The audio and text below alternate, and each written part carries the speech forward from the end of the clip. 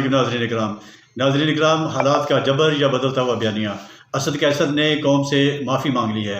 असद कैसर ने जनरल बाजवा की एक्सटेंशन पर कौम से माफ़ी मांगी है। क्या दूसरी सियासी पार्टियां भी अपनी अपनी सियासी गलतियों पर कौम से माफ़ी मांगेंगी? ये सब जानने के लिए पहले ये वीडियो देखते हैं।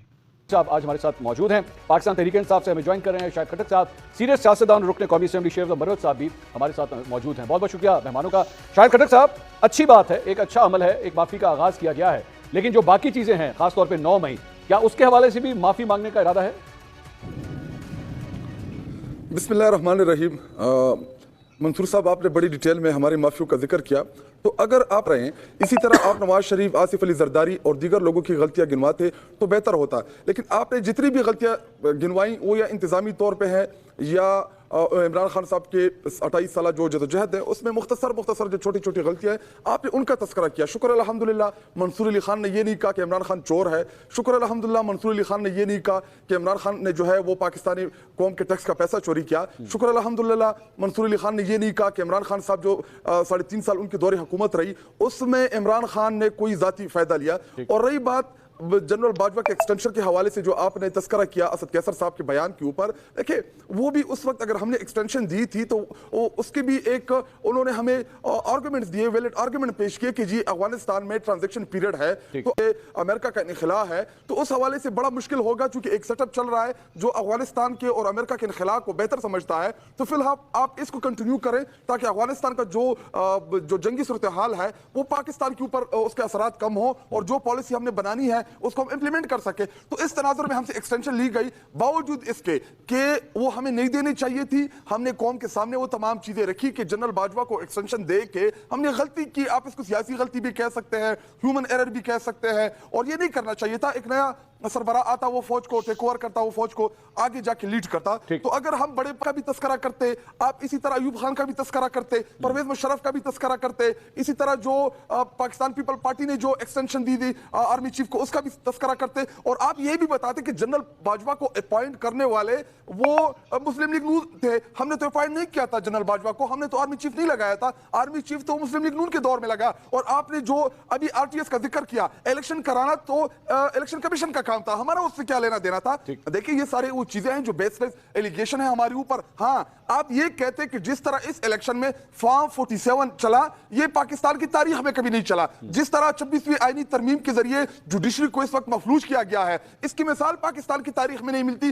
सजाएं दे, मुझे एक इनके पार्लियामान का मेंबर बताए जो नाअहल हुआ हमारे दौरे हुकूमत में, सिंगल बता दे कि जिस तरीके से जो क्रिमिनल केसेस है। देखें, नवाज शरीफ के ऊपर केसेस हमने नहीं बनाए थे, आसिफ अली जरदारी के ऊपर जितने भी केसेस थे ये नवाज शरीफ ने बनाए थे, नवाज शरीफ के ऊपर जितने केसेस थे ये आसिफ अली जरदारी ने बनाए थे। ये पाकिस्तान पीपल पार्टी और मुस्लिम लीग नून ने एक दूसरे के ऊपर ये तमाम केसेस बनाए थे। हमारे दौरे हुकूमत में तो हम उस तरफ गए भी नहीं थे, ये तो उनके पिछले गुनाह थे जिनको इनकी सजा मिल रही थी। हाँ, इमरान खान साहब के ऊपर जी सर। आबिद शेर अली साहब, पाकिस्तान तहरीक इंसाफ ने एक आगाज किया है, उन्होंने कहा कि हाँ जी ठीक है हमारी वो सियासी गलती थी, हम इकरार करते हैं, लेकिन सर ये तो जो भी गलतियां थी जो मैंने गिनाई भी, ये तो माजी की गलतियां थी। आबिद शरीफ साहब, आपकी हुकूमत तो जो इस वक्त आपकी हुकूमत है वो तो इस वक्त ये गलतियां कर रही है, चाहे वो इलेक्शंस के हवाले से हो, चाहे वो जमाबंदी के हवाले से हो, सहाफियों के हवाले से हो। आप लोग भी इन गलतियों की माफी मांगेंगे या नहीं? और खास तौर पर जिस तरह शाहिद साहब ने माजी का भी जिक्र किया, ज़िया-उल-हक साहब के दौर से नवाज शरीफ साहब को अगर माफिया मांगनी शुरू हुई तो वो तो इससे भी लंबी लिस्ट बनती है।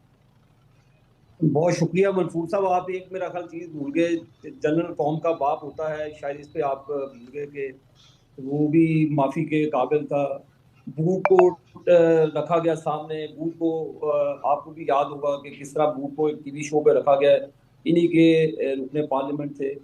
जनरल फैज़ हमीद के ज़रिए जिस तरह इन्होंने तस्वीर की पार्लियामान की, जिस तरह जनरल फैज़ हमीद के ज़रिए इन्होंने सेनेट का इलेक्शन चोरी किया, जिस तरह जनरल फैज़ हमीद के जरिए और जनरल बाजवा के जरिए इन्होंने 2018 में चोरी किया। उससे पहले इन्होंने जजों के साथ थे, उनके साथ मिलकर इन्होंने घिनौना जुर्म किया, नवाज शरीफ साहब को इन्होंने डिस्क्वालीफाई कराया। तो आप मैं कौन कौन सा इनका जुर्म गिनवाऊं? नहीं, लेकिन आबिद साहब ये तो सर उनकी साइड होगी ना, आप अपनी माफियों की बात करें।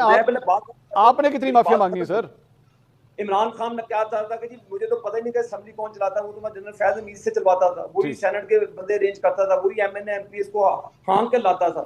अब ये इन्होंने जुल्म किया जब ये बरसर इक़्तिदार थे, इन्होंने किसको छोड़ा? मैं अपनी वाइफ के जनाजे पर नहीं आया, मुझे इसकी बड़ी तकलीफ है, मैं भी उस वक्त बाहर था। हम तो नहीं रोते, हमने तो फेस किया, मेरे लीडर ने फेस किया। अल कादिर ट्रस्ट का केस मैंने कहा था करें, 9 मई का वाकया मैंने कहा था करें, ये डिस्क्वालिफिकेशन गया जो भी था। है मैंने सुन ले, क्या हमने कहा था कि इनको जना उस पे जाके हमला कर दावा तोड़ दें और उनको जला दें? क्या मैंने इनके वुज़रा ने कहा कि जी इमरान खान की कोर कमेटी के अंदर आबिद साहब, ये तो उनका पॉइंट है ना सर। आप बताइए, आप लोगों ने नवाज शरीफ साहब का पूरा करियर, मुस्लिम लीग नून का पूरा करियर, आप माफी मांगेंगे? आपने पाकिस्तान को बचा रहे हैं, जो हमने इसकी बड़ी बड़ी पॉलिटिकल कॉस्ट पे की है 2024 के इलेक्शन में, हमने इसकी पॉलिटिकल कॉस्ट पे की है सर किस तरह? एक मिनट सर, किस तरह आबिद भाई, किस तरह किस तरह आपने सर किस तरह पॉलिटिकल कॉस्ट आपने सर एक आबिद साहब आपने तो नहीं आप तो आबिद साहब इलेक्शन जीते हुए सर, वजीर आजम आपकी पे पार्टी का है।